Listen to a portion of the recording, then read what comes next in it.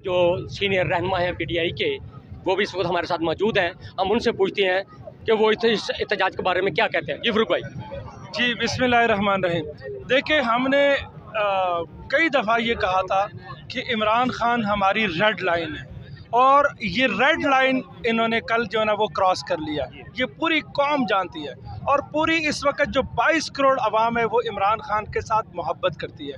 और इस वक्त पूरी दुनिया में जो पाकिस्तान के साथ मोहब्बत करने वाले हैं, जो इमरान खान के साथ मोहब्बत करने वाले, वो सड़कों पर है। और हमारा एक ही मुतालबा है, जो इमरान खान ने कल कौम के सामने मुतालबा रखा, वो मुतालबा पूरा करेंगे तो हम ये सड़कें छोड़ेंगे।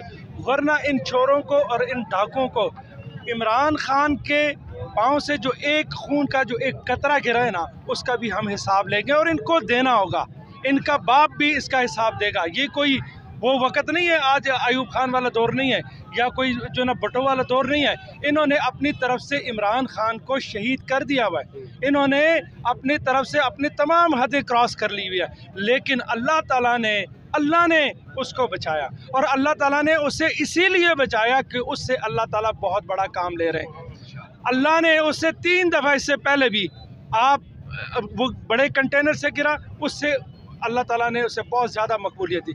अब जो अल्लाह ताला ने उसे ज़िंदगी दी, क्योंकि गोली तो डायरेक्ट लग सकती थी, और इससे पहले गोली से कोई बचा नहीं है। इस तरह के जिसको टारगेट किया जाता है, और 2-3 जगह से जो फायरिंग हो, उसमें अल्लाह ताला ने अगर इमरान खान को ज़िंदगी दी है तो इंशाअल्लाह इस कौम का जो मुस्तकबिल है वो रोशन होगा। और इंशाअल्लाह इमरान खान इस कौम को इन तारीख ये ज़ालिमों से इनको बचा के, और इंशाल्लाह हमारे बच्चों का मुस्तकबिल जो है वो रोशन होगा।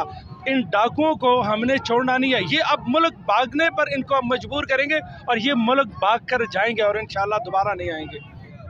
जी, ये थे फरूक भाई। जी।